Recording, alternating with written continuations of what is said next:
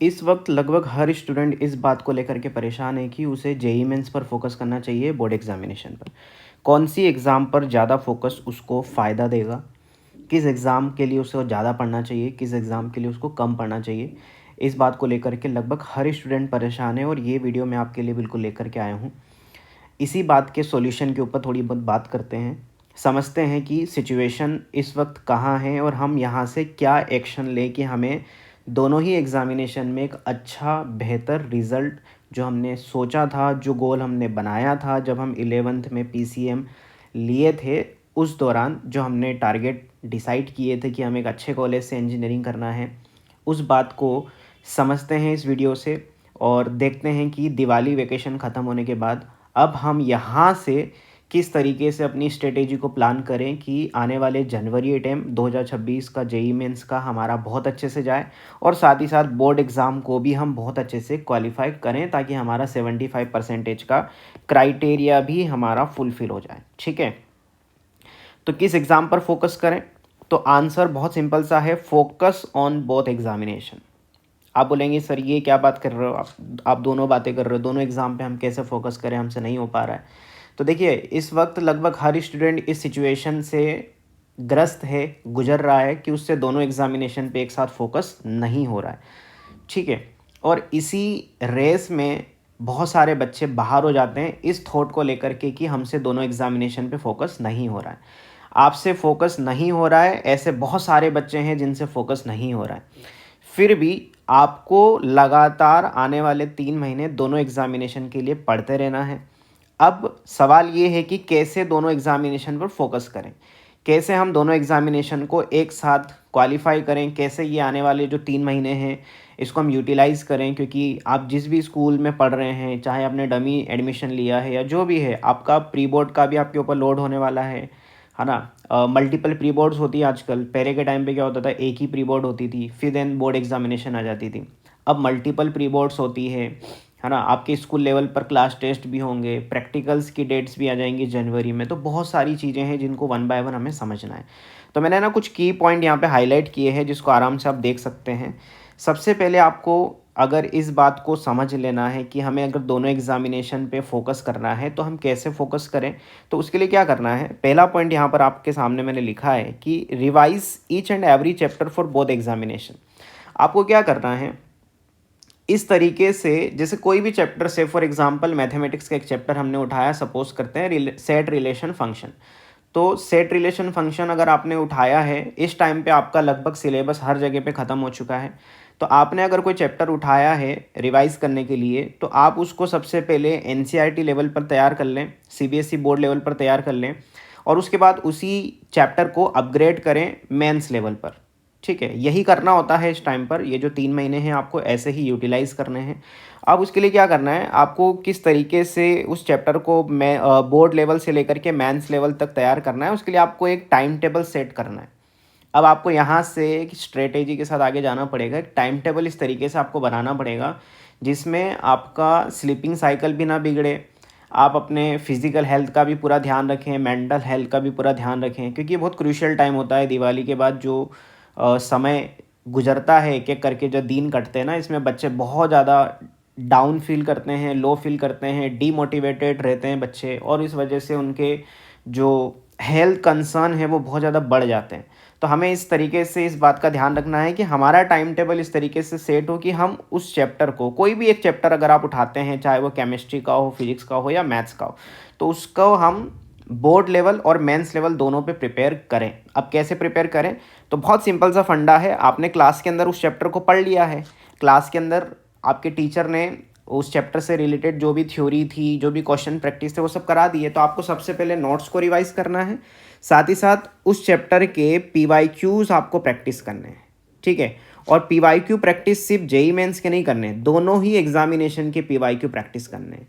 आपको board examination के भी पिछले 3 सालों के पीवाईक्यू प्रैक्टिस करने हैं, साथ ही साथ जेईई मेंस के भी प्रीवियस ईयर क्वेश्चन को आपको प्रैक्टिस करना है। ठीक है, अब ये इसके लिए रिसोर्सेज क्या है, उसके लिए मैं आपको एक वीडियो आपको अलग से बना के दे दूंगा कि बोर्ड एग्जामिनेशन के जो पीवाईक्यू है वो कहाँ मिलेंगे। इनफैक्ट आपको कहीं से कुछ परचेस करने की ज़रूरत नहीं है, इस चैनल पर आपके लिए सब कुछ फ्री है। बस आपको चैनल को सब्सक्राइब करके रखना है और हर वीडियो के डिस्क्रिप्शन बॉक्स को चेक करते रहना है, वहाँ पे मैं ड्राइव का लिंक डाल दूंगा, ठीक है। तो बोर्ड एग्जामिनेशन के जो PYQ है उसके लिए एक MTG करके बुक आती है, वो मैं MTG वाली बुक अपलोड कर दूंगा इसके डिस्क्रिप्शन बॉक्स में, तो आप वहाँ से डाउनलोड कर लीजिएगा बस प्लीज़। लेकिन आप चैनल को सब्सक्राइब करके रखो, क्योंकि इस चैनल पर मैं आपको बहुत अच्छे से हेल्प करूँगा, गाइड करूँगा हर तरीके से। मैं आपके लिए फ्री मॉक टेस्ट सीरीज़ जो चला रहा हूँ उसमें मैं अगला चैप्टर का भी टेस्ट पेपर डालने वाला हूँ, वेक्टर 3D का। साथ ही साथ मैंने प्लान किया है कि मैं आप लोगों के लिए जो क्लासरूम में मैं ऑफलाइन पढ़ाता हूँ, तो ऑफलाइन क्लासरूम के अंदर हम जो नोट्स बनवाते हैं JEE मेंस लेवल पर बच्चों के, वो हैंड रिटन नोट्स भी मैं आपके लिए डिस्क्रिप्शन बॉक्स में लिंक उसका अपलोड करने वाला हूँ। उसके लिए आपको कमेंट सेक्शन में बताना पड़ेगा कि आपको वाकई में इस तरीके से हेल्प चाहिए या नहीं चाहिए, ओके। तो ये हो गया। एंड देन फिर आपको अगली बात का ये ध्यान रखना है कि भैया अपने स्लीपिंग साइकिल को बिल्कुल डिस्टर्ब नहीं होने देना है। हाँ, आप थोड़ा बहुत रिड्यूस कर सकते हो। इस टाइम पे जनरली बच्चे एक्सपेरिमेंट करते हैं, जैसे जैसे एग्ज़ाम का समय नज़दीक आता है ना, लेट नाइट तक पढ़ना शुरू कर देते हैं, 2-2 3-3 बजे तक पढ़ते रहते हैं, और उस वजह से उनके हेल्थ कंसर्न बहुत ज़्यादा होते हैं, और उस वजह से जो काम करने की प्रोडक्टिविटी होती है, जो पढ़ाई करने की प्रोडक्टिविटी होती है, वो कहीं ना कहीं अफेक्ट हो जाती है। तो आपको अपनी स्लीपिंग साइकिल पे बिल्कुल ध्यान रखना है। आपका जो रूटीन आपने अब तक फॉलो किया है उसी रूटीन के साथ काम करना है। ऐसा नहीं कि रात को 2-2 बजे तक जाग रहे हैं और सुबह फिर क्लासरूम में सो रहे हैं, या सुबह फिर लेट उठ रहे हैं अगर घर पे आप पढ़ाई कर रहे हैं तो। आपको ऐसा बिल्कुल कोई एक्सपेरिमेंट नहीं करना है, ठीक है। इससे आपकी मेंटल हेल्थ बहुत ज़्यादा ख़राब हो सकती है। तो आपको अपनी स्लीपिंग साइकिल को बहुत अच्छे से मैनेज करना है। हेल्दी खाना है, हेल्दी रहना है ना। जो भी आपका रूटीन है, आपको अगर ऐसा लग रहा है कि आप परेशान हैं किसी चीज़ को लेकर के, थोड़ा वॉकिंग पे चले जाओ, इधर उधर थोड़ा सा अपने आप को पर्सनल स्पेस दो। सारी जो आसपास की जो नेगेटिविटी है वो कहीं ना कहीं आपकी दूर हो जाएगी, ठीक है। अब ये तो हो गया मोटा मोटा ऊपर से कि भाई क्या इस बात का सॉल्यूशन हो सकता था। तो सॉल्यूशन बड़ा सिंपल सा है, हर चैप्टर को दोनों एग्जामिनेशन के लिए प्रिपेयर करना है। अब एग्जामिनेशन देने के बाद रिजल्ट चाहे कुछ भी आए, हमें जो हमने 2 साल से मेहनत की है, जो हमने 2 साल दिए हैं, मेहनत की है नहीं कि वो मुझे नहीं पता, वो आपको ज़्यादा अच्छे से पता है, लेकिन आपने जो 2 साल अपने आप को JEE की प्रिपरेशन के लिए दिए हैं, आपने हर दिन क्लासेस अटेंड किए हैं, आपने नोट्स बनाए हैं, आपने टेस्ट पेपर दिए हैं, टेस्ट पेपर को एनालिसिस किया है, टीचर्स की डांट सुनी है, टीचर से डाउट पूछे हैं, उस चीज़ का एंड में जाकर के आपको कचरा नहीं करना है, ठीक है। कोई क्या कह रहा है हमें वो चीज़ें नहीं सुनना है। हाँ, अगर आपकी स्थिति बहुत ज़्यादा वर्स्ट है कि यार हमने तो कुछ पढ़ा ही नहीं, बस कोचिंग में एडमिशन ले लिया था या क्लासेस के लिए बस हम जाते थे, हमने कुछ पढ़ा ही नहीं, हमारे तो शुरू से कंसिस्टेंटली बहुत ख़राब नंबर आए, तो आपको बोर्ड्स पे फोकस करना चाहिए। और इस तरीके से हम बच्चों को कहते भी हैं कि भाई तुम बोर्ड्स पे फोकस करो, वरना बोर्ड्स में भी फेल होने की स्थिति अगर बन रही है तो बोर्ड्स में आपको फेल नहीं होना है, ठीक है। मैं ये उन बच्चों के लिए बात कर रहा हूँ जो मीडिएटर लेवल पे खड़े हैं, जिन्होंने JEE की प्रिपरेशन भी ठीक ठाक की है और बोर्ड्स में भी वो एवरेज लेवल पर हैं, वहाँ उन बच्चों के लिए मैं यहाँ पे बात कर रहा हूँ, ठीक है। अब मैं आपको जाते जाते इस वीडियो के लास्ट में थोड़े से कुछ हाई वेटेज चैप्टर हैं केमिस्ट्री, फिजिक्स, मैथ्स तीनों के, वो आपको बता के जाता हूँ। तो केमिस्ट्री में सबसे इम्पोर्टेंट पोर्शन है GOC को आपको बिल्कुल छोड़ना नहीं है। उसके बाद coordination, compound, hydrocarbons, electrochemistry, thermodynamics, chemical kinetics, mole concept, DNA block. ये मैंने कुछ हाई वेटेज चैप्टर्स यहाँ पे लिस्ट आउट किए हैं, जहाँ से हर साल क्वेश्चन दिखाई देता है केमिस्ट्री के अंदर, और बहुत शॉर्ट क्वेश्चन होता है। आपको बहुत ज़्यादा इन चैप्टर्स पर फोकस करने की ज़रूरत है। जनवरी तक आते आते आपको इनको घोट के पूरा पी जाना है, ठीक है। अब बात करते हैं मेरे all time favourite subject mathematics की, क्योंकि मैं भी मैथमेटिक्स पढ़ाता हूँ। तो मैथमेटिक्स के अंदर फंक्शन चैप्टर को आपको बिल्कुल बेसिक से स्क्रैच से वापस रिवाइज कर लेना है अच्छे से। कई बार फंक्शन चैप्टर से डायरेक्ट क्वेश्चन आ जाता है, अदरवाइज फंक्शन चैप्टर को रिवाइज करते हैं तो उसका फ़ायदा ये होता है कि ये कैलकुलस का बैकबोन है, तो कहीं ना कहीं कैलकुलस के किसी और चैप्टर को जब आप रिवाइज करेंगे तो वहाँ पर आपको दिक्कत नहीं आएगी। तो फंक्शन आपको पढ़ना है, देन लिमिट्स आपको पढ़ के जाना है बहुत अच्छे से। लिमिट्स को इसलिए मैंने रखा है क्योंकि कई बार सोलो क्वेश्चन आ जाता है, नहीं तो कई बार ये क्वेश्चन AOD के साथ या डेफिनेट इंटीग्रेशन के साथ मर्ज हो जाता है लिमिट का। तो लिमिट के कॉन्सेप्ट आपको बहुत अच्छे से पता होने चाहिए। देन डेफिनेट इंटीग्रेशन से डायरेक्ट प्रॉपर्टी बेस्ड क्वेश्चन यहाँ से दिखाई देता है। तो डेफिनेट इंटीग्रेशन बहुत हाई वेटेज चैप्टर है, 2-2 क्वेश्चन यहाँ से मैंने देखे हैं हर अटैम्प्ट में, और कहीं ना कहीं बहुत ज़्यादा प्रॉपर्टी बेस्ड क्वेश्चन यहाँ से आ जाता है। डिफरेंशियल इक्वेशन अपने आप में एक स्कोरिंग चैप्टर है, मैं स्कोरिंग चैप्टर की बात यहाँ पे कर रहा हूँ। और ऑल्दो अगर आप बहुत अच्छे से पढ़ रहे हैं तो आपको कैलकुलस पूरा पढ़ के जाना है, ठीक है। लेकिन मैं हाई वेटेज चैप्टर की बात कर रहा हूँ कि इनको और डेप्थ में पढ़ना है, जो मटेरियल मिले, जो सोर्स मिले, जहाँ से जो टेस्ट पेपर में कोई क्वेश्चन दिख जाए, इन चैप्टर का क्वेश्चन जरूर लगा के जाना है। उसके बाद है वेक्टर एंड 3D, 2 से 3 क्वेश्चन शॉर्ट 3 क्वेश्चन यहाँ से आएंगे। 3D से स्पेशली आपको 2 क्वेश्चन दिखाई देंगे, बहुत सिंपल चैप्टर है। और जो डिलीटेड पोर्शन है जेई मेंस के अंदर वो आपको नहीं पढ़ना है, आपको सिलेबस के दायरे में रहते हुए ही चीज़ें ले करके जानी है, ठीक है। उसके बाद मैट्राइसेस एंड डिटर्मिनेंट को आप तैयार करें। Binomial theorem, sequence and series और एक स्ट्रेट लाइन भी इसमें मैं ऐड कर देता हूँ।